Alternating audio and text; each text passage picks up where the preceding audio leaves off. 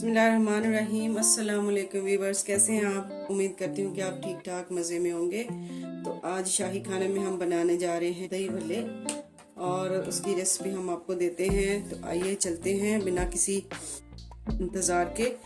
तो सबसे पहले हमने ले लिया प्याज को हमने काट के तो इसको पानी में भिगा रहने दिया को 5 मिनट के लिए। उसमें मैंने शामिल कर दिया थोड़ा धनिया कटा हुआ, पुदीना और सब्ज़ मिर्च।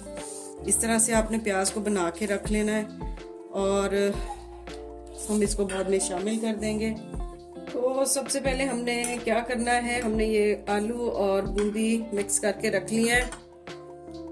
तो ये सलाद हमने काट ली, जो प्याज था हमने काटा मिक्स किया हुआ, पुदीना धनिया और सब्ज़ मिर्च डाल के इसमें हमने ले लिया एक टमाटर कट किया हुआ और ये बंद गोभी 2 कलर की और ये एक खीरा, इसको भी मैंने ब्रिक ब्रिक काट लिया है। तो ये हम इसके ऊपर सलाद इसमें शामिल करेंगे।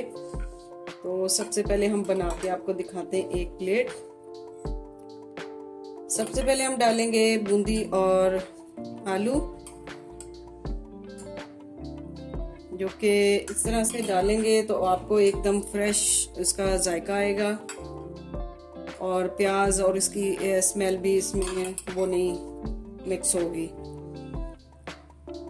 तो बूंदी हमने डाल ली है। इसके ऊपर हम सबसे पहले डालेंगे सलाद। तो थोड़ा सा प्याज सबसे पहले इसमें हमने शामिल कर दिया, थोड़ी सी हमने शामिल कर दी बंद गोभी और थोड़ा सा कटा हुआ खीरा इसमें शामिल कर दिया और थोड़ा सा इसमें हमने टमाटर शामिल कर दिया। बिल्कुल आपको ये ठेले वाला जायका आएगा। आप इस तरह से ज़रूर बनाएं। और इसके ऊपर शामिल कर देंगे हम दही, बिल्कुल प्लेन दही, इसमें हमने कुछ भी नहीं डाला। तो ये हमने ऊपर शामिल कर दिया दही।